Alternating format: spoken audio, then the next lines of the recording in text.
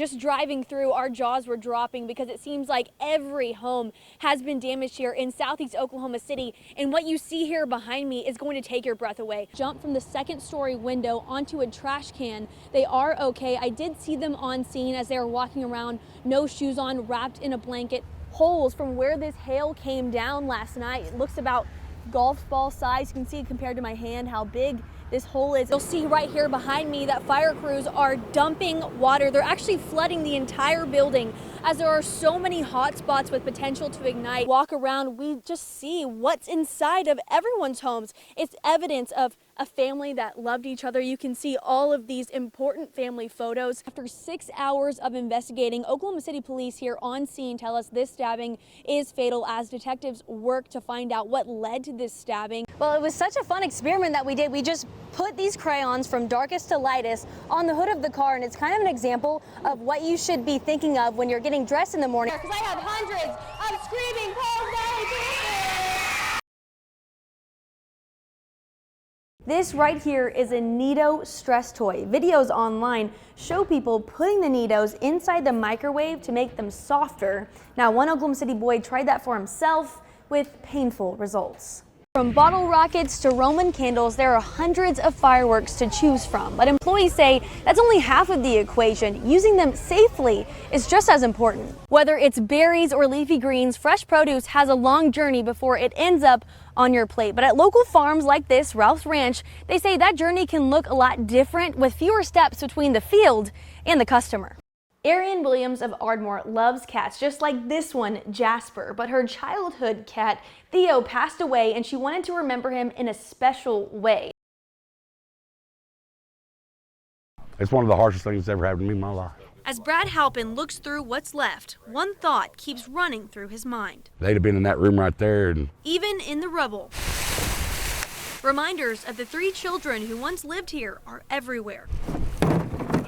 The whole ceiling collapsed on top bunk, and a 204 went right through the little one's crib. Just hours before the tornado hit, Halpin wasn't fully convinced of the threat. He's like, "Dad, I feel like it," and we come home and our house is gone. I was speechless. Everyone made it out alive. But Halpin says that doesn't make the loss any easier. Feels like I've lost a loved one, you know what I mean? It's that bad. 23 years of memories now sit in a pile of debris. I told my oldest grandson, I was like, "We'll get another house. We'll get another house, boy." And he's like, "But I like this one, Pawpaw." Now Brad spends his days trying to salvage what he can. Just want to go home and just go home. He says he'll take every storm warning more seriously going forward. Just never think it's going to pick you out of the crowd. Phone video from a business owner shows this morning's scary moments. They just fired shots.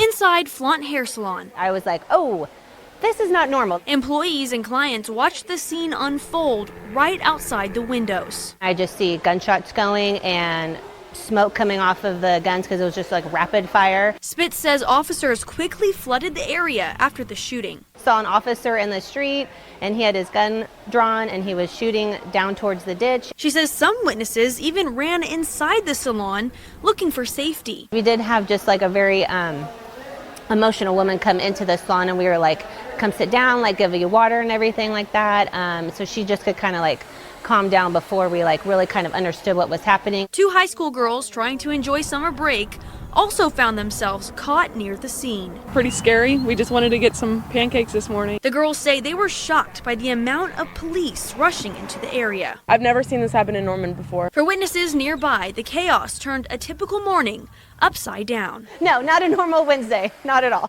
You're free to share what you choose to share. An emotional plea in front of the Chickasha School Board. My name is April Sells, A mother speaking for her son. and I'm here tonight as a voice for my son, Huntley. April Sells says her 8-year-old son, Huntley, has autism and is nonverbal. I feel like I've always just fought for him to have as normal of a life as he could have. She claims she was told by a school employee that her son was hurt by his teacher in February. Someone had walked in on the teacher on top of Huntley when he was gasping for air. Sells says Huntley has not returned to school since the incident. She's even quit her job to care for him. There's a little boy that has lost his trust in the school system, and that's not something that's going to be fixed overnight. The Chickasha School Board will hold a hearing on April 2nd. We really have to respect that right of due process. On the criminal side, the Grady County Sheriff's Office tells News 9 the case is still pending and no charges have been filed. To this day, I can't drive by the school. If I turn down a certain road that he thinks leads to the school, he has a meltdown. As the investigation continues, Sells is selling shirts that read Advocate to help support her family. I'm going to be the voice for my child and the other child and every child like them. Hi. Little Sophia is soaking in a day made just for her. Do you know who that is?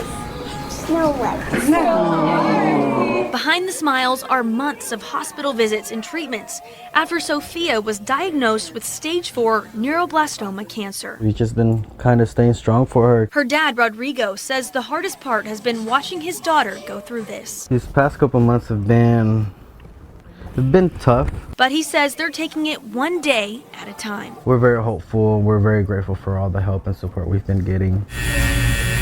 That support is coming from the place where Rodrigo works, Crybaby's tattoo studio. Sophia's a little fighter, she's a princess, and so we are trying to do everything we can because it is more difficult for the service industry when you don't have a weekly paycheck. The shop is preparing for a flash tattoo fundraiser with all proceeds going to the family. All four of the locations will be doing it. Tattoos will range from $15 to $75 with more events planned later this summer. We want to give back to the community too, just for their support, and have a great time celebrating Sophia and fighting with her. And for Sophia, this day was about something much simpler. Aww. Making memories with the people who love her. Let it go, let it go.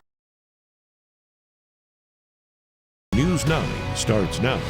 A windy Tuesday as we prepare for our next cold front during this busy holiday travel week. Thanks for joining us. I'm Addie Crawford in for Lisa. We're heading right over to meteorologist Andrew Adams in the Bob Mills Weather Center. Andrew, I hear Thanksgiving looks great, but you're watching what comes after.